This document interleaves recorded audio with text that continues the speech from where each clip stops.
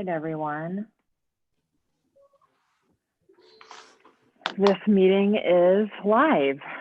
Let's begin with saying the Pledge of Allegiance in our various locations. Okay. I pledge allegiance to the flag of the United States of America and to the republic for which it stands, one nation, under God, indivisible, with liberty and justice for all.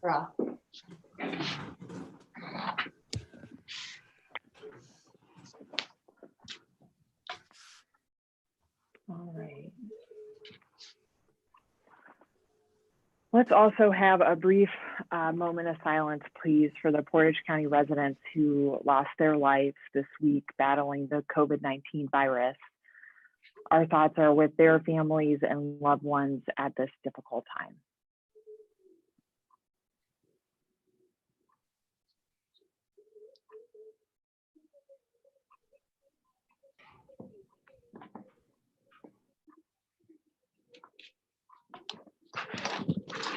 Thank you. All right, let's recess into solid waste. I move to approve the minutes of May 7th, 2020. I will second. Roll call, Amy? Vicky, Yes. Rena, Yes. Kathleen. Yes. Move to approve the May 19th, 2020 bills as presented by the county auditor. I will second. Roll call, Amy? Vicky, Yes. Rena, Yes. Kathleen. Yes. Move to approve the May 19, 2020 journal vouchers as presented by the county auditor. Is it May 19th or May 14th? Should be the 19th. Okay, mine has May 14th on it. Okay. I'll second. Roll call, Amy? Vicky, Yes. Rena, Yes. Kathleen. Yes. Move to approve the May 19, 2020 then and now certification as presented by the county auditor. I will second. Roll call, Amy? Vicky, Yes. Rena, Yes. Kathleen. Yes. All right, Bill, you are up for our discussion item. Yes, just so the board is aware, right now, Chris Maduri is working on the legal notice for our public hearings for our rates and charges. We've met and I will be bringing that back, or he's putting that together. Right now, we're tentatively looking at advertising on May 18th and 25th and June 1st. With meetings scheduled June 3rd, June 9th, June 11th, and June 16th if needed. If everything goes well, I will come back to the board on June 18th, have a recap, and then hopefully bring the resolution back to the board on June 25th. We're going to have residents that do not have the ability to attend the meetings via the internet email questions to us. We'll get this information out on our website, press release, Facebook pages, and whatever other social media we can use. So, Bill, for the people that don't have internet, they're not going to be able to call in questions. They'll be able to email them in or get them to us. I don't know if we want to do like a you can mail your questions in to us type thing. That's something that we probably still have to discuss yet. Yeah, because there's a lot of people. If they don't have the internet, they'll have trouble emailing. So Yeah. we'll want to think of an Right. option like mailing, calling, and we should be able to work that out, I would think.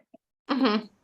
Or even texting. I know some of the meetings I attend, they actually have you text to someone if they have the texting ability. And if not, we can have a call in that they call in to, and we can read the questions. So I just want to make sure we put that in there. Yeah.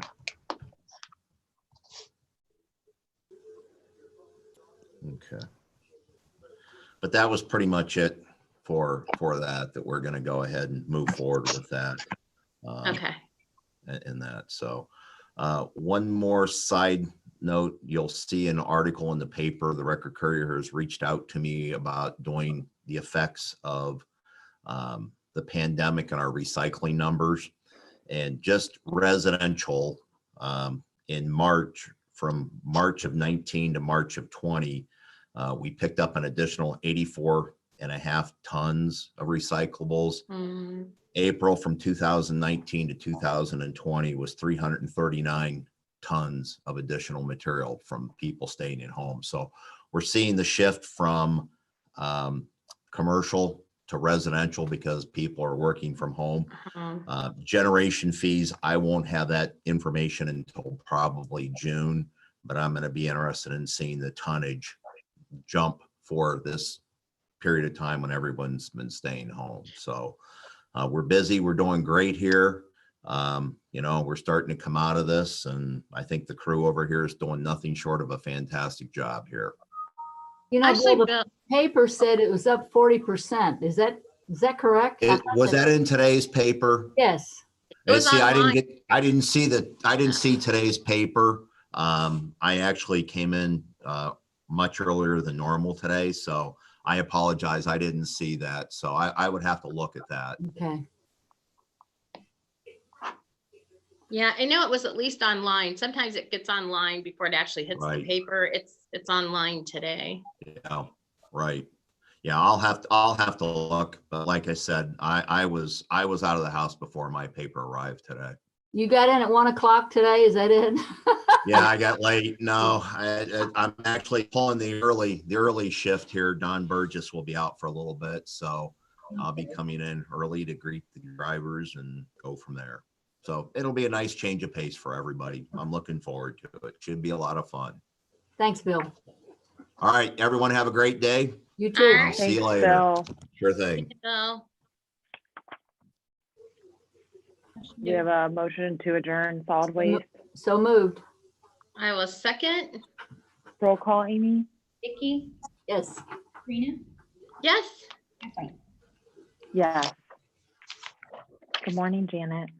Morning. Hi, Janet. Happy Good to Thursday. see you. Right back at you. Yeah. It's crazy. It's Thursday already. But All right, you are up. okay. I just have one item on my agenda. It's regards to the personal travel during the COVID pandemic.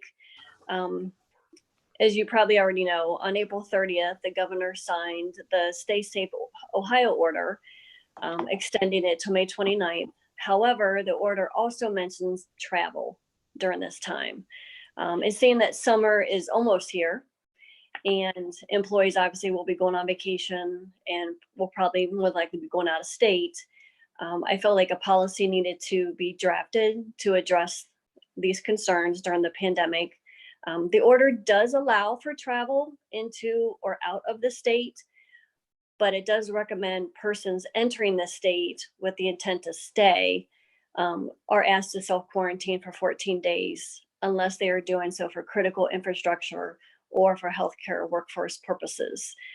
So before they come back to work, that's what the order is recommending. I also wanted to note that the CCAO also put out a bulletin. I believe the date was May 7th of 2020. It's also in line with the governor's order. And CCAO is also advising when employees return from personal non-essential travel that they would use their own personal time during these 14 days, unless they could telework, and that would be up to the department director.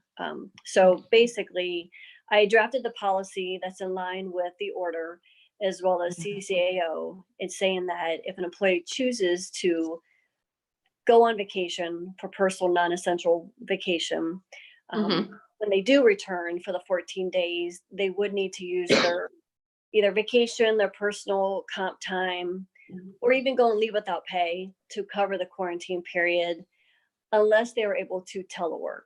And again, that would be up to the department director to determine that. Sick leave is not allowed to be used during this 14-day period because there's no illness. Okay. So it would be the employee's either vacation, personal comp, or possibly leave without pay. So it would be up to the employee, what do they want to use? So you have a policy or a draft of the policy in front of you. And this was reviewed by the prosecutor's office and the county administrator. But I was really just bringing it to you to get your opinion on what you guys thought of it. This is definitely going to limit vacation this year, I'm sure. As I was forwarded some emails from the CCAO. So some counties have adopted policies already.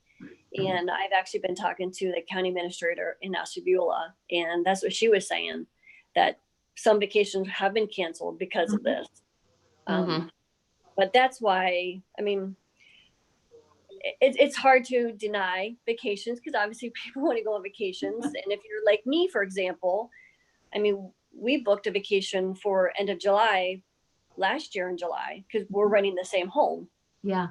As down in North Carolina. So it's, and really, as long as North Carolina is open, we cannot get our money back.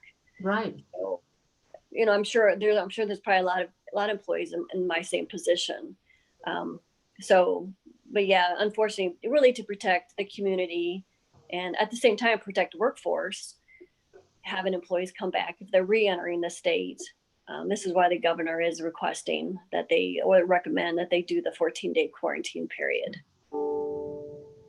Oh, I think it's a good idea, Janet. I do. I mean, better safe than sorry, Yeah. I thought it was a very thought out policy for the personal travel, and it pretty much goes over anything and everything I think people would have concerns with. And I'm glad you laid it out about, it wouldn't qualify for the sick leave or the family medical leave or paid administrative leave. So people understand, if they decide that if they can't telework when they come back, they could just be off 14 days from the time they come back before they can return to work. Right. Yeah. Yeah. And again, it would be up to the department director, which right now, I mean, they have a good idea who can telework and who can't. And there may be some people that can limit their telework, but again, that would be up to the department director to talk it over with that employee and come up with a game plan. Yeah. So would the director come back to us or to you on the leave without pay or paid administrative leave options? Normally for leave without pay, we do come to the commissioner just really to sign the formality of signing paperwork, just for a paper trail. We usually do some form just approving the leave without pay, more so really just for as a paper trail. Bless you. Thank you. I know it's allergies. It's not COVID-19.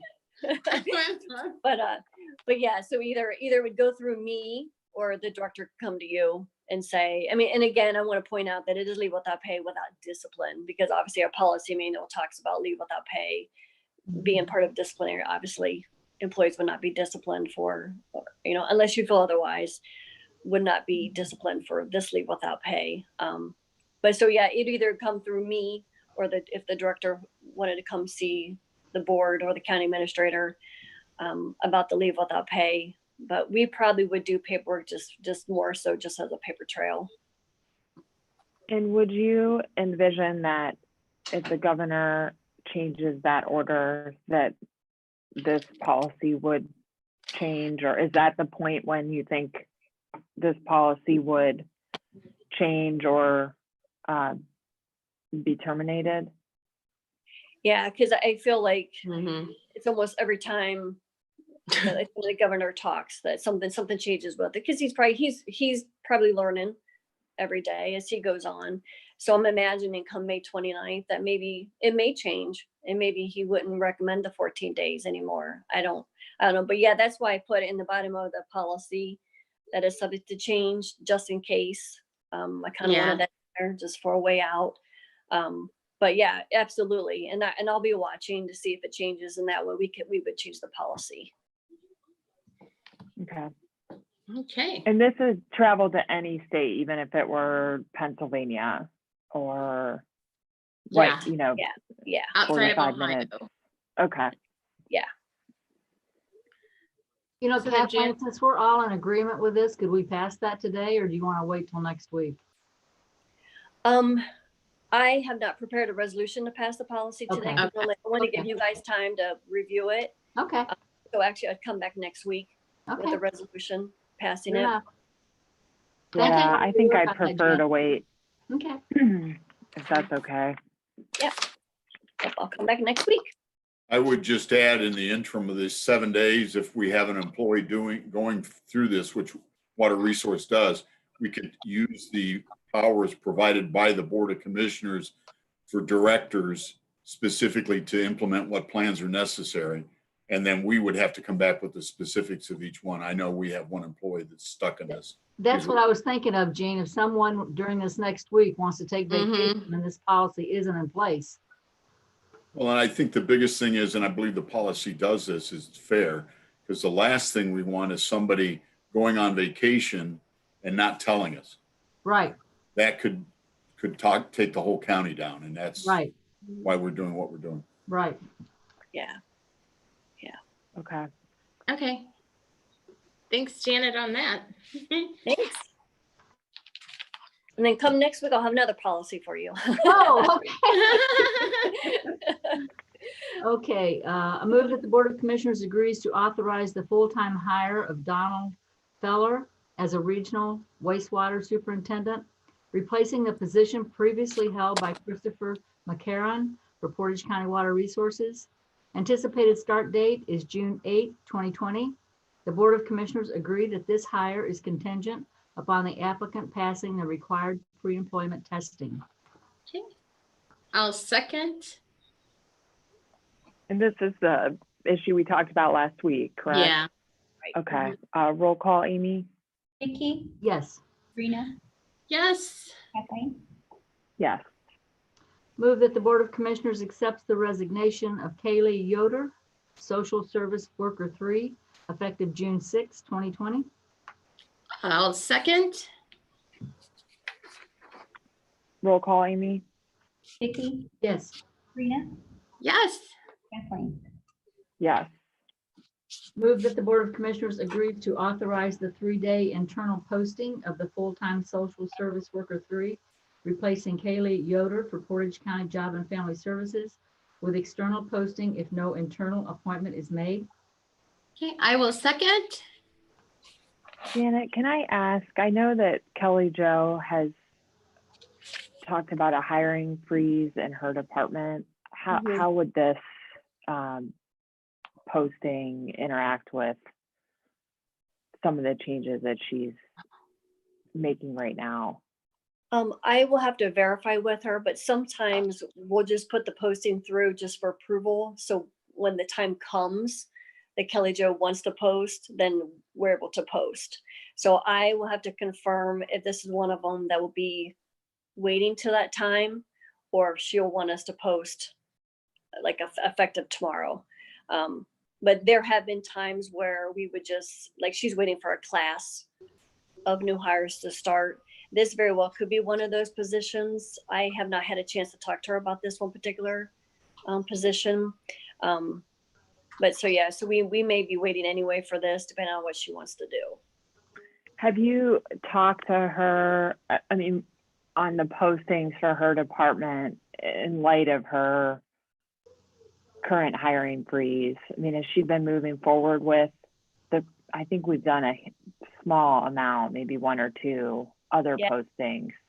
Yeah, it's been very few. I know right now, I know she's interviewing, her department's interviewing for another position.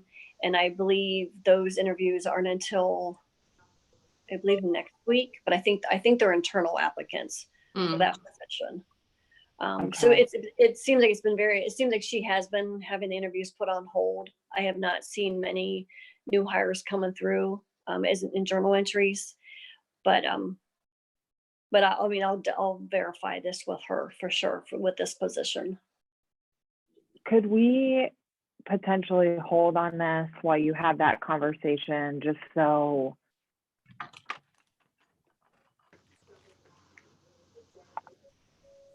I think we should be careful on all of our hiring decisions right now and not necessarily be on autopilot with posting because of budgetary issues, which I feel like Kelly Jo has been very upfront about and talked about her strategies for dealing with them. So it'd be helpful, I think, to check in with her first and just make sure that filling this position is absolutely necessary at this time, and just for all of us to be as careful as possible moving forward on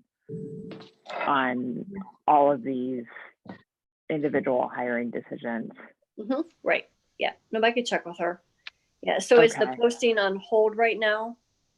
Until, okay. Yeah, and we could bring it back next week depending on that conversation, especially since it doesn't sound like it would be a hardship for her to wait a week based on the date of the resignation and the your information that you're giving us. So yeah, why don't you check into that, and either we could bring it back next week depending on the result of that conversation. Okay. Okay. Yep. Great. Okay, well, that is all that we have. So thank you so much, Janet. Janet. All right. Thanks, you. Janet. Thank Hi, Good to see Sue. ya. Hi. Hi, Sue. Good morning, Sue. Morning. Hey, I couldn't help but hear that last bit because I had just signed on, and I just wanted to let you know that Kelly Jo was intending to post it, but not intending to interview or anything for it. Okay. She's not planning on Filling it? hiring anyone right now. Why So would should we we- post if we weren't going Yeah. to hire I don't know. You want me to or run and get her? interview?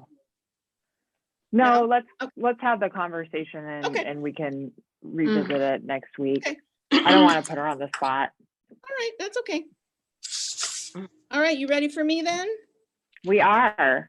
All right, I have two transfers. The first one is our MOU transfer that we do quarterly. This is to pay back the Public Assistance Fund for the one-stop charges that our partners owe us back. So what we do is front the expenses for everything for the quarter for the OMJ, the one-stop center at OMJ, and then we bill back our partners and that transfer. So it is in the amount of $28,747.95 for the October, December 2019 quarter. Move that the Board of Commissioners agrees to transfer 28,747.95 from Fund 1413 WIA Fund to Fund 1410 Public Assistance Fund. Okay, I will second. Roll call, Amy? Vicky, Yes. Sabrina, Yes. Kathleen. Yes. Okay, and then the second one is our monthly transfer to the Public Assistance Fund from the WIA Fund for our staffing costs that are paid originally out of the Public Assistance Fund. This is for a second adjustment for February, a first adjustment for March, and for our April. And it is in the amount of $68,512.85. Move that the Board of Commissioners agrees to transfer 68,512.85 from Fund 1413 WIA Fund to Fund 1410 Public Assistance Fund. Okay, I will second. Roll call, Amy? Vicky, Yes. Sabrina, Yes. Yes. Well, that was easy, Sue. Yes, thanks a bunch. Thank you so much for Thanks, joining us. Sue. Stay safe. You too. You too. Good morning, Joanne. Morning. How are you doing? Just fine, thank you. How about everybody there? Good. Good. All We're right. doing well. You ready to start with my resolutions? Sure. We are, All right. yes. Okay. The very first one is on behalf of the county engineer, and that is to have the speed limits reduced on New Milford Road between Wilkes and ending in Stark County at Randolph on his behalf. Standard that we do for him. Okay. Move that the Board of Commissioners request that the State Director of Transportation reduce the speed limit on New Milford Road, beginning at Wilkes Road and ending at the Stark County limits in Randolph Township, Portage County. I will second. Roll call, Amy? Vicky, Yes. Sabrina, Yes. Kathleen. Yes. Okay. Number 2 is one of our standard resolutions to get rid of obsolete and personal property. These happen to be 4 vehicles owned currently by the Board of DD that they no longer need. Joanne, what happens to these buses? Where do they take them? Do they take them somewhere where Auction. some parts are These- recycled or what? These particular ones we're going to sell on Gov Deals, Okay, which is a government website, if you will, where people advertise their things, they take pictures of them, and then it's a live auction kind of thing that goes on during a certain time period. okay, so we may get something for them. Yeah, oh, Okay. absolutely you will. Okay. Move that the Board of Commissioners declares obsolete and dispose of Portage County personal property located at the Portage County Board of Developmental Disabilities. Okay, I will second. Roll call, Amy? Vicky, Yes. Sabrina, Yes. Kathleen. Yes. All right, and then number 3 is the resolution to sale by auction the unused excess real estate located on State Route 88 that belongs to the Board of DD at this time. This resolution was gone through several different times and approved finally by Chris Maduri. So we were ready to go. The advertisement will be in the paper starting Saturday. We will advertise for once a week for 4 weeks and always for 30 days in this particular instance because it's an auction. But we are finally ready to go with it. Oh, long overdue, huh, Joanne? Yeah, I'm glad to have Yes. this one off the I plate. know. We've talked about this a long time. You know, I certainly don't want to hold this up, and you may not know the answer to this, but then you may. In that one resolved, it's 1, 2, 3.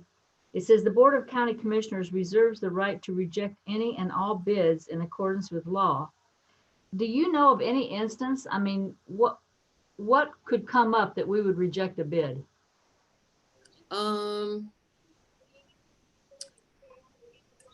Well, for example, a simple one would be is if it missed the deadline on dates. Okay, Like if somebody came after Roxanne has the auction okay, and wanted to submit something, we can't accept that. okay. I really don't know in all the time that I've been here that we've had anything that we've had to Reject call anything? that on. Okay, Absolutely. Yeah. okay. I just found that, I was Yeah. thinking it wouldn't be easy to reject as long as it's taken to do this, so, Right. Yeah. As long as they're bona fide bids coming in, yeah. you guys will make the decision on who gets that. Okay, thanks, Joanne.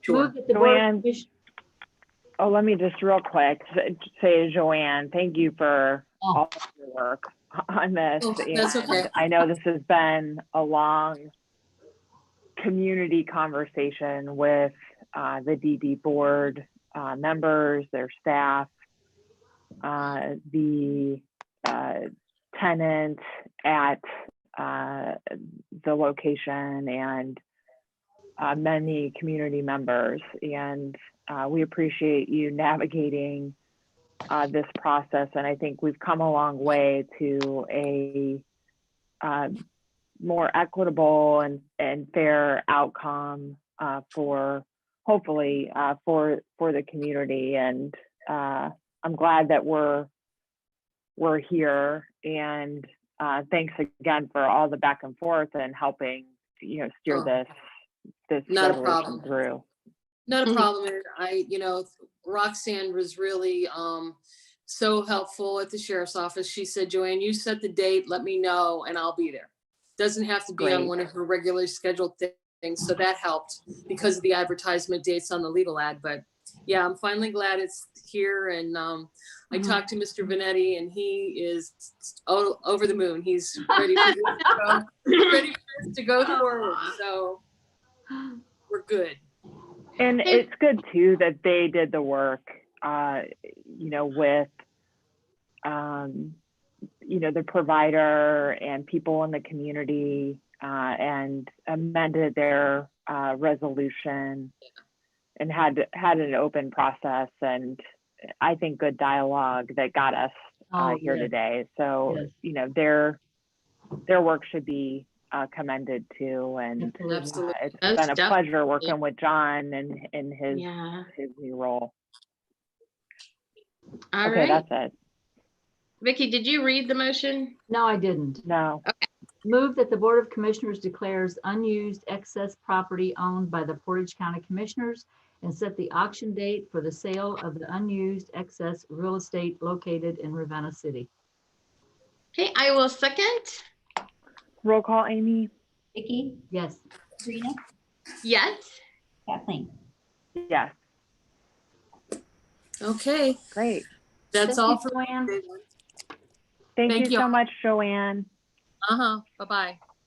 Bye-bye.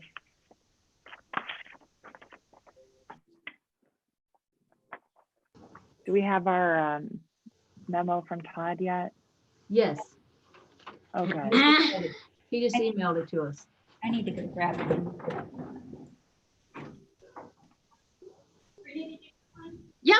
Yep, it's on my.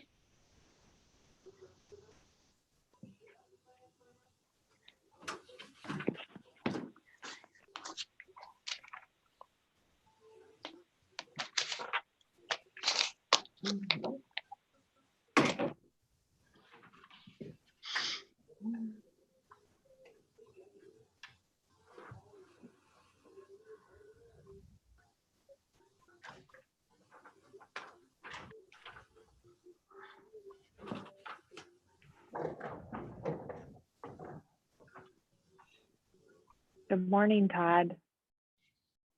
Good Hey, morning. Todd. Todd? Hello, you guys ready? Yes. Yeah, we are ready for you. Did you get my email? My computer's acting up. I wasn't sure if it actually went. Yeah, I did. Yeah. We all got it. Okay.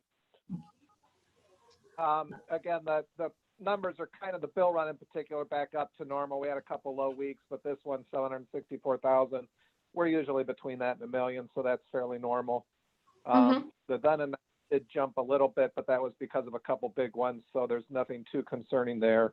So otherwise, it's a fairly normal week. Okay. Okay, thanks, Todd.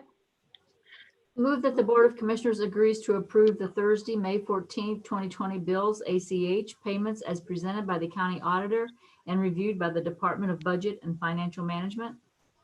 I'll second. Roll call, Amy? Vicky, Yes. Sabrina, Yes. Kathleen. Yes. Move that the Board of Commissioners agrees to approve the Thursday, May 14, 2020 wire transfers for health benefits as presented by the county auditor and reviewed by the Department of Budget and Financial Management. I will second. Roll call, Amy? Vicky, Yes. Sabrina, Yes. Kathleen. Yes. Move that the Board of Commissioners agrees to approve the Thursday, May 14, 2020 journal vouchers as presented by the county auditor and reviewed by the Department of Budget and Financial Management. I will second. Roll call, Amy? Vicky, Yes. Sabrina, Yes. Kathleen. Yes. Move that the Board of Commissioners agrees to approve the Thursday, May 14, 2020 then and now certification as presented by the county auditor and reviewed by the Department of Budget and Financial Management. Okay, I will second. Roll call, Amy? Vicky, Yes. Sabrina, Yes. Kathleen. Yes. You want to comment on this last one, Todd? Yeah, that's a grant application. That's a normal grant that we get. That would be for the 2021 budget year. That grant starts in October, but both the transfers and the match we would do in 2021. I don't know if you've had a chance to sit down with Gene and go over some of your ideas for 2021, but I would doubt that this program would be one that we would cut. And Vic is always very good, even though the application includes a certain percent, he only gives what the county generally gives anyways, even if more was approved in the grant. So there's not too much of a concern unless this would be a program you would be thinking about. No, I don't think so. I don't think we would on this one. Because Yeah, what was it's the a- one it's that a- got cut? That Todd, you know, I texted you earlier about, I think it was the Bow Wow or something. It was a different one that, Yeah, I still got to look That's into that, fine. but yeah, I think it was Vawa. Got reduced, Yeah. yeah. Move that the Board of Commissioners accepts the Ohio Department of Justice Program Violence Against Women Grant VAWA Domestic Violence Intervention Project Number 2019-WF VA2-8222 for grant year 2020. okay, I will second. Roll call, Amy? Vicky, Yes. Sabrina, Yes, Kathleen. Yes. Move that the Board of Commissioners approve the April 2020 adjustments to the Portage County Water, Portage County Sewer, and Streetsboro Sewer billing accounts as reported on the adjustment reports submitted and reviewed by the Department of Budget and Financial Management. okay, I will second. Roll call, Amy? Vicky, Yes. Sabrina, Yes, Kathleen. Yes. I believe that's it for me. Thank you, Todd. okay. Thanks, Todd, are Todd. you Thank- sticking around for the regional planning, the CDBG discussion?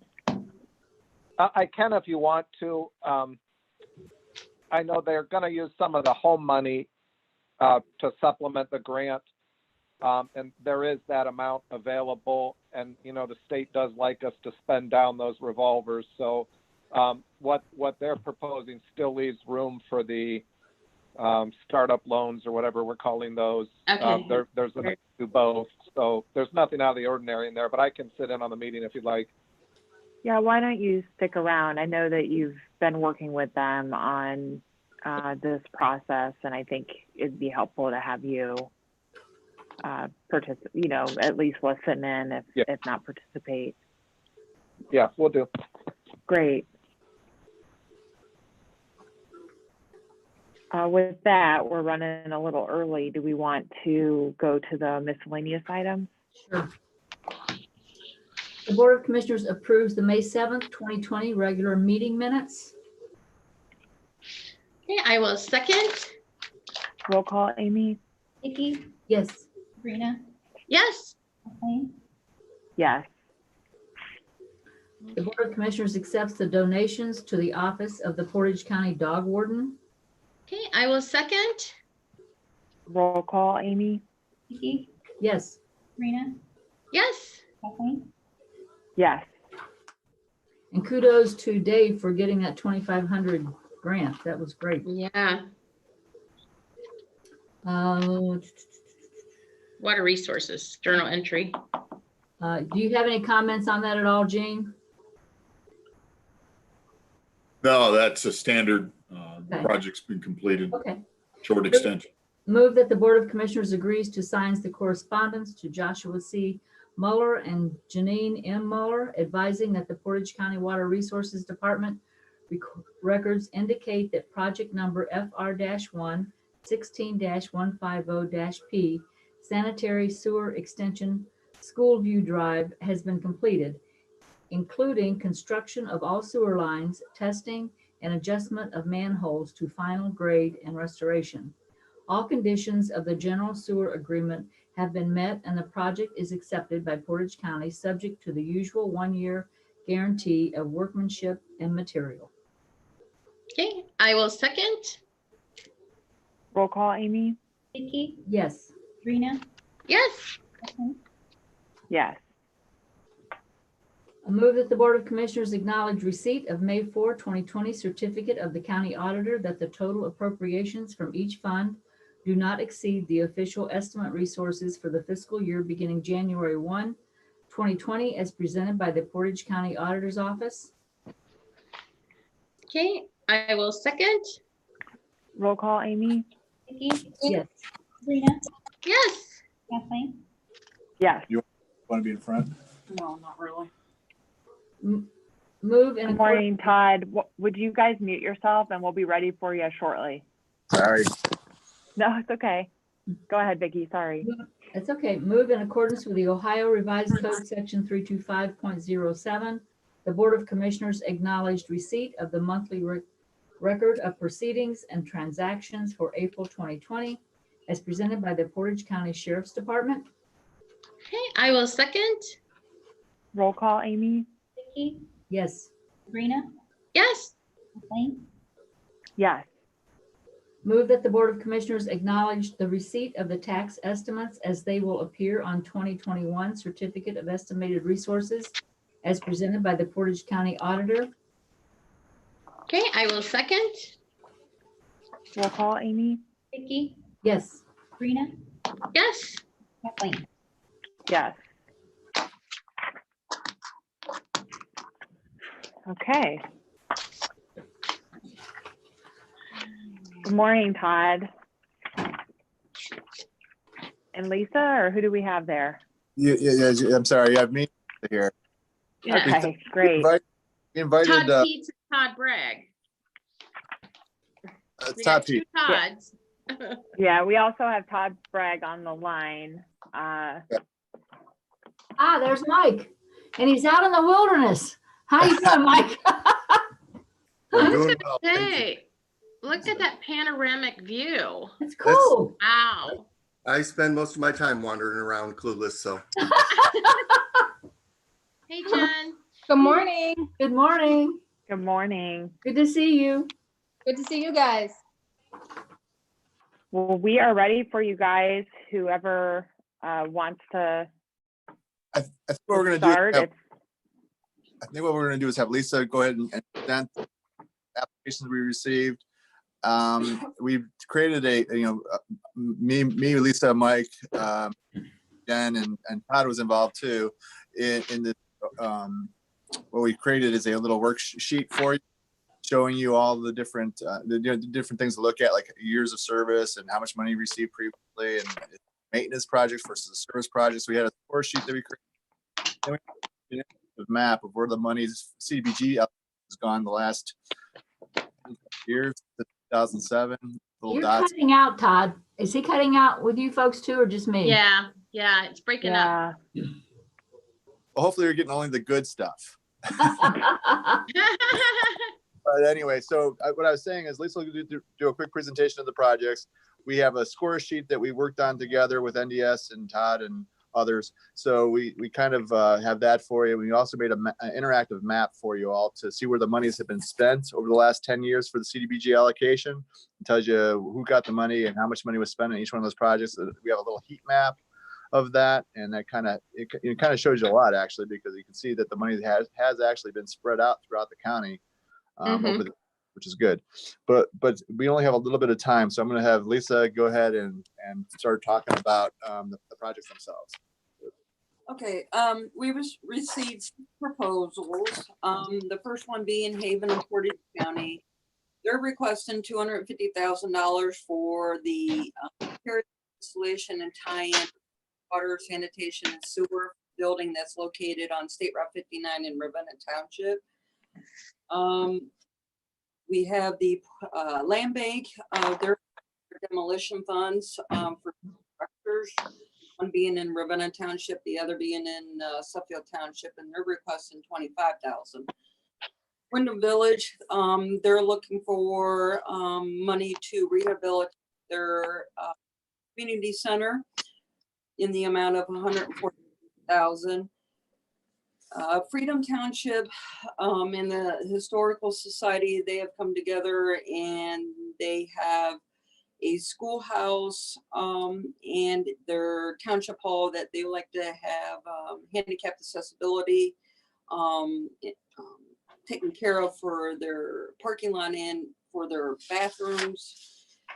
Coleman Professional Services, what they're wanting to do is also do some handicap accessibility at the Phoenix building, so that they have better access to the backside of the building, which is going to involve a little bit of a demolition in order to make that happen.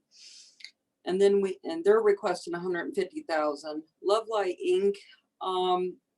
They're looking for acquisition, rehab money. Basically, what they're looking for is down payment money to purchase approximately 10 acres at the former Kent State Golf Course.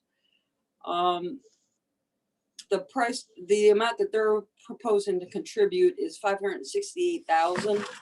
That is based on the higher end of numbers they've received as far as from a realtor as what they're asking for. They said that they've talked to 2 realtors. One gave them a purchase price of 462,000. Another one gave them 693,000 as a purchase price. And so when they put in their proposal request, they based it off the higher end. And they did submit a, what do you want to call it, a proposal to Kent State, but some time ago, but they have not made given them a response yet on the asking price that they wanted to pay for it.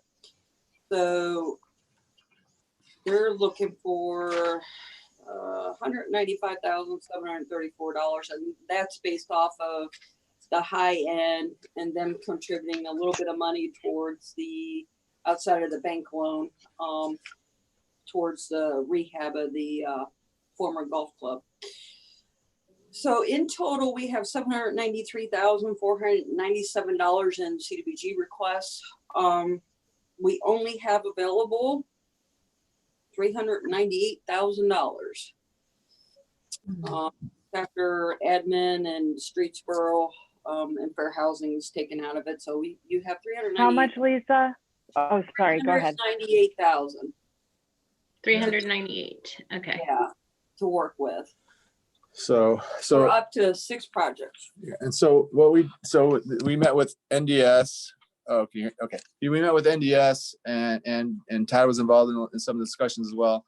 And we came up with a scoring sheet, if you will.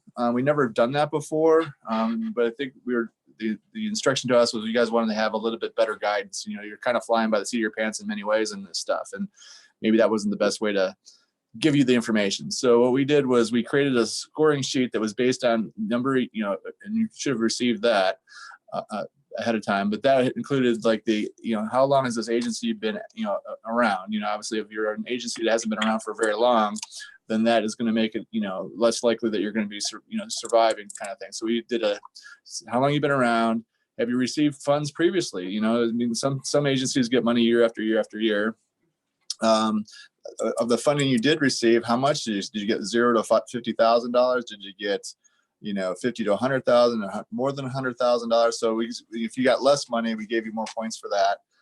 The prime purpose. What was the prime purpose? Was the prime purpose for operation and maintenance, which means and you can't operate if you're not maintained. So we get that. We understand that. So we gave points for those. More points if it wasn't for operation, and less points if it was. And then we also gave more points if it was a direct, having a direct impact on the community. It was actually a program that was directly serving the residents rather than taking care of their building.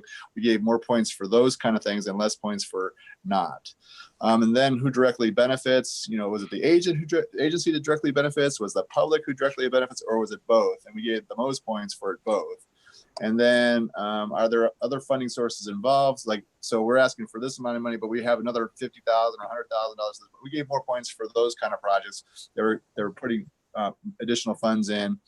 And then we had a couple more.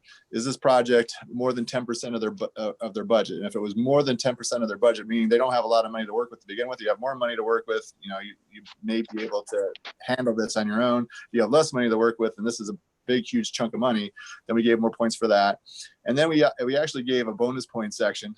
Maybe that wasn't really the thing we should have done, but I did anyway, because some people are really good to work with, and most are. And every once in a while, you get projects where they're just not ready. They come to us, they come to us. They have an idea.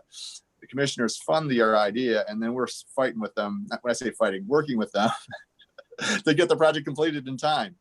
And so we gave less points for that. And that was our bonus points. And that was just from past experiences and stuff like that. And we could easily erase that out of the equation. But when we look at our 6 projects, the ones that came to the top, basically was the Haven. Let's go back. Was the Haven, the land bank project, the Freedom Township, came to the top. Love Lake came to the top. Wyndham Village was at the top. The one that scored the least, and that's probably because of the amount of, because of how Coleman's made up, is they have more money, and they've gotten a lot of money in the past, and they've, been, consistent users. They got a lower score. Now, that's not to say that they're not a good project. They're obviously a great project. So this makes it challenging for you all. When we go to Love Light, though, the one thing that still worries us that we didn't have a score for was the fact that they don't have an agreement in place yet. I think they're a great. They've been around for 22 plus years and stuff like that, but they don't have their agreement in place. They don't have a letter of credit in place. This is a down payment on a mortgage, is what they want to use the money. It's an acquisition. So it's basically the acquisition is the down payment on a mortgage for that property. So there's a lot of concerns with that only because of that. What if the deal falls through, you guys assign the money to them and it falls through. Now, historically in the past, the commissioners have also tried to spread the money out around as much as possible. And so we working with NDS, and Mike, you can jump in any time, but we're working with NDS. And again, we had a good discussion, as to how we would logically think of how this could be done. And what they're saying is they've held out have $75,000 of RLF money, and they were thinking that they would like to contribute $25,000 towards Haven, and then we would, and also take that land bank $25,000. And we know that Shalersville and Wyndham Township also have demos, and they were saying they could put $50,000 to a countywide, countywide demo program. And then, so basically we would be funding at least 3 of the, we'd be covering 4 of the projects out of the 6, so we'd be covering the Haven, we'd be covering the Wyndham Village project, and we'd be covering the Freedom Township project. And then NDS would be ones working on the demo project through the RLF funding. Now the ones that we aren't funding is Coleman, and then of course Love Light. So we have to figure out how to fund them some other way. Todd, I did not get that score sheet. I don't think I got it either. If I did, I don't know. Okay, I have a spreadsheet, but it doesn't have all that information you just talked about. You want me to send it to you right this second? Please. All right, I'll send it right. Yeah. I think that information was very helpful that you went over. I mean. Yeah. Okay. Yeah, let me do that really fast then. Yeah, I think you sent it, yesterday or something? It was a separate attachment, I thought, from our packet. While he's sending that, the one comment I wanted to make is that this particular process is one step of the greater process that the board kind of charged us with, which, and so this isn't the beginning and the end of the community development activities. Obviously, with the way things are right now, the outreach that we started this process with is a little bit hindered, but obviously we'll continue to do that. And then any of the projects that, there's a lot more projects that are in discussion.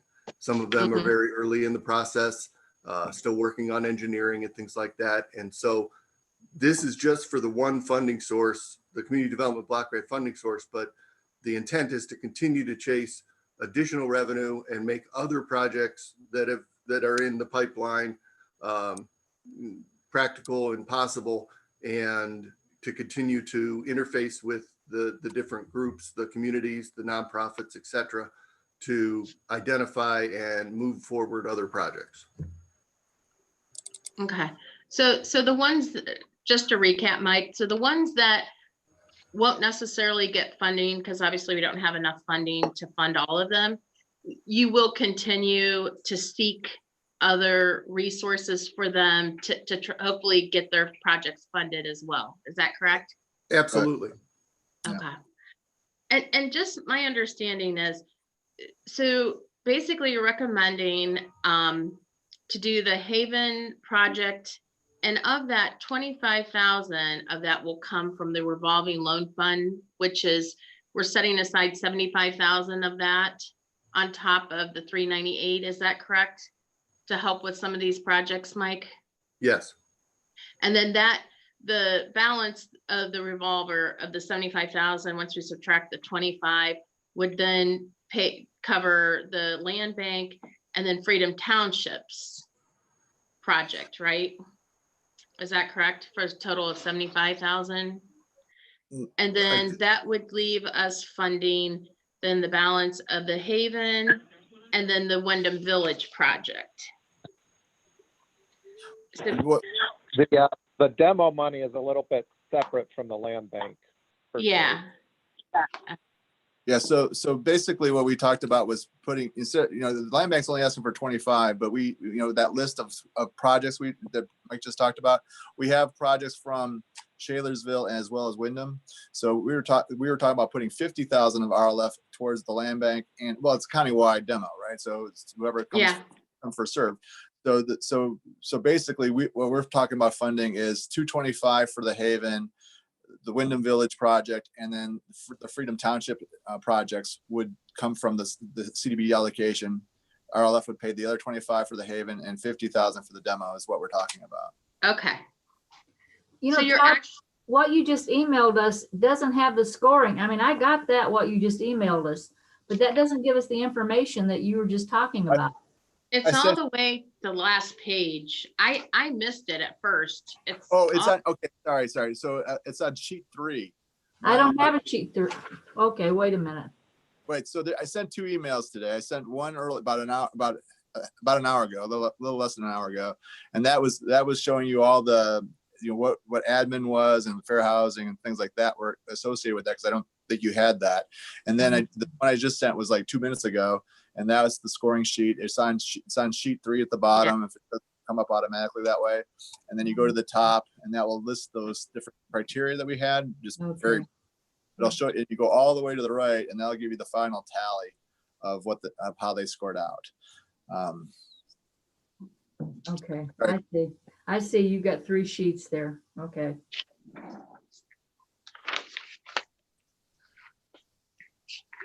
because they tally up in points, you said, Todd.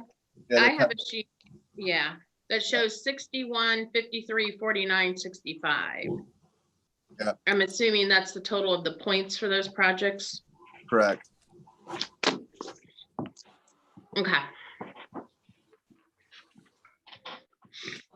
And then Todd, we don't need to make a decision until next week. So right. Next week. We need time. Next week would be the time we need to make a decision. So if you direct us to go back to Coleman or to Lovelake and get more information, for example, give you guys a chance to digest what we just told you, and you guys would get together and make your decisions at that point. Yeah. Okay. Can you explain again why Coleman scored low in the scoring? The reason why they scored lower in the scoring, and this may sound like a penalty to them, but it's just an idea to spread the money around kind of thing, is they scored lower because they've asked for more than $100,000. They've gotten money more recently. This project isn't 10% of their budget, so they got a little less scoring points for that as well. So they lost points in a few different things. Who benefits? The public definitely benefits on this one. So there's just some areas in the scoring where they would have scored lower because of the past usage of the allocation funding. Not to say that they're not to say they aren't worthy or deserving or anything like that. They absolutely are. I'm just saying that's how the scores came out. So it's based on the percentage. Say that one more time for me. I'm sorry. we had, for example, is the applicant been established for 10 years, got maximum points for that? Have they been funded previously recently? And that, yeah, so they scored, just got a couple less points for that because, we're trying to, again, the idea would be to try to be able to spread the money out a little bit better.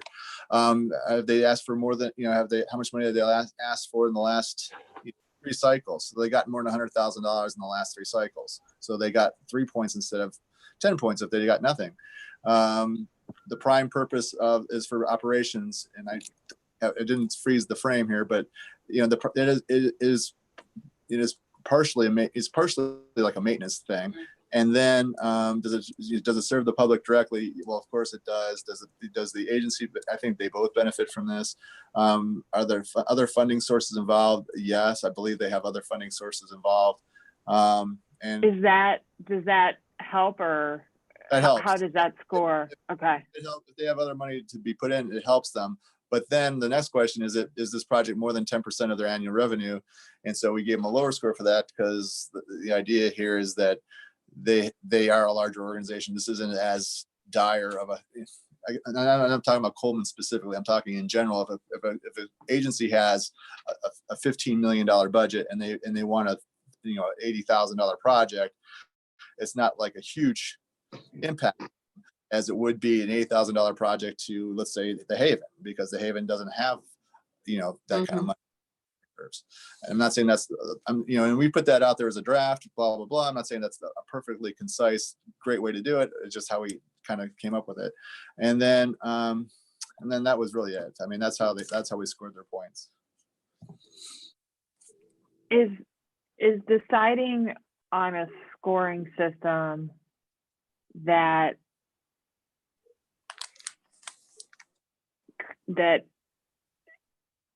people who have been funded before are at a disadvantage slightly, and that have bigger overall budgets, is that our decision in the scoring, or is that based on the requirements of the grant money? I think it's not any requirement of the grant money whatsoever, 0. But it is I think what we're trying to make the playing field a little bit more even, if you will. All you could score everybody super high, and you'd like the project that we didn't score well, and the commissioners can say, you know what, we see how the scoring goes, but we think this is the project we want to fund. I mean, this is just sort of a way to kind of weed through the process to try to help you guide it with the decision making process. You guys do not have to follow this. This is it's an internal scoring system. If you guys want to somehow, maybe they want 150,000, you want to give them 75,000, and we take some money from the other projects, and the other projects have to find a way to recoup that somewhere else, then that's another option. I mean, for sure. So I don't want to give anybody the idea that our scoring, the way regional planning or NDS or the combination of the both of us score something, is the end all. The end all is with you. We're just trying to help you, and hopefully, if this doesn't make sense to you, we'll fix it and tweak it however it needs to be tweaked. Okay. Mike, do you have any comment on the scoring? I mean, you guys do it all the time. In this particular case, we were creating something from scratch. Yeah. We understood the charge from the Board of Commissioners to create something less random, something more systematic, something that reached out more to more of our area communities, nonprofits, and more regularly. And this is the product of that effort. Okay. It can, Todd makes a very good point. At the end of the day, you can do whatever you want, however you want. But that seemed to be an issue because people were randomly popping in your office and saying, hey, give us some money. And you said it would be better for us if we could channel this into more of a system with some more objectivity. And that was what we tried to work out for you. Okay. Thanks, Mike. Todd, can you go over one more time how you're recommending the 398? Okay, so the 390, it works out almost exactly to the dollar, which is amazing. So for sure, the first project with the Haven, 225,000 would come from CDBG, and 25 would come from revolving loan. The land bank, they're asking for 25,000, but we're suggesting, because we know of the other projects that we've been working with the communities, we know of at least 2 more demo projects. So we'd actually create a countywide demo out of the RLF for 50,000. Okay. The Wyndham Village project would be the 148,000. And then, so we're recommending that one. And then the Freedom Township and, Town Hall and the Freedom Township Historical Society is 24,763. We actually, if you do it that way, we actually have an extra 200, whatever the difference between 25,000 and 24,763. We actually have a little bit of extra there. And maybe that just comes back to the revolving loan fund, that they don't have to put that much in, but that's where we're at.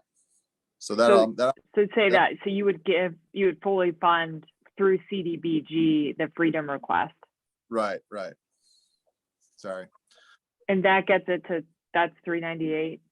Yeah, minus what the difference between, the 763,000. So whatever that is, $237. And can I just ask, this is my first CDBG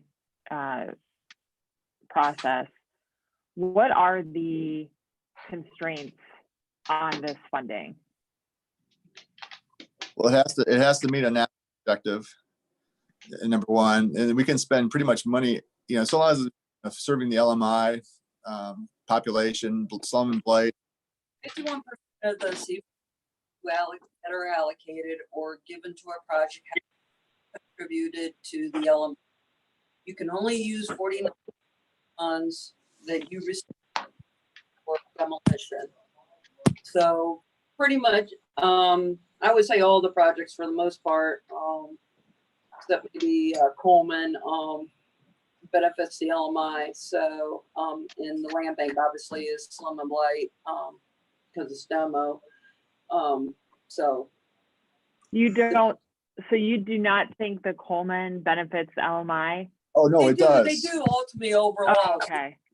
Decided, and they do benefit the LMI because the outcome is handicapped accessibility. The people that they serve are considered to be LMI disabled. So, and the people they serve are formerly homeless apartment units. Is that correct? mentally disabled. Yeah, I think they're mentally challenged. Challenged, however, whatever. Yeah. Some of them are homeless. Some of them are not. Some of them just have the mental health challenges and need help. So the funding is, it must serve an LMI population and it must be addressing slum and blight in the community.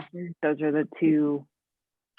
And it has to be on non-staff expenditures. It's building and capital projects. Yeah, it's not for funding a staff position. Or operations. No. So it's building. It's capital projects. Okay.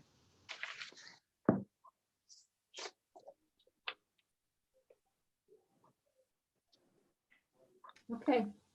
Thank you so much, Mike and Todd, both, for all your work on this. That's very helpful. Yeah. Well, hopefully it's a lot easier than in the past of looking at these and get the process even smoother. But the first one, it's got a little bit of a bump to it, maybe, but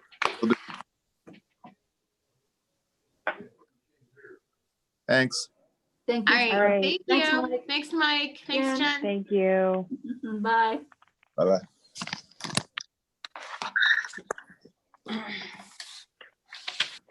Hey. Morning, Ryan. Hey, Ryan. Oh, he's muted. Can't hear you. You're muted. How about now? How about now? Yeah. Are we good? Yeah. All right. Good morning. Should be a relatively quick call this morning. So the only agenda item that we have for today is to approve Todd Bragg, Department of Budget and Finance Director, as our authorized agent for the COVID-19 FEMA Public Assistance Program. We'll just need Amy to put this letter formally on Commissioner letterhead. The president of the board, Commissioner Clyde, will have to sign and then just send it to us and we'll mail it directly to Ohio EMA. So we just had to do that as a formal process in our normal board meeting. So that is it. Is there any questions? Nope, I don't have any. Nope, it's good. I don't either, no. Well, like I said, short call today. All right. All right, Thanks, Ryan. thanks, Ryan. All right.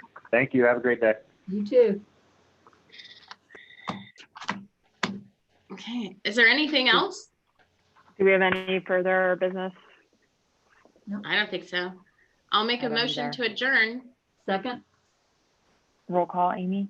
Sabrina, Yes, Vicky, Yes. Kathleen. Yes. all right. Thanks, everyone. Have a good one. Bye. Bye.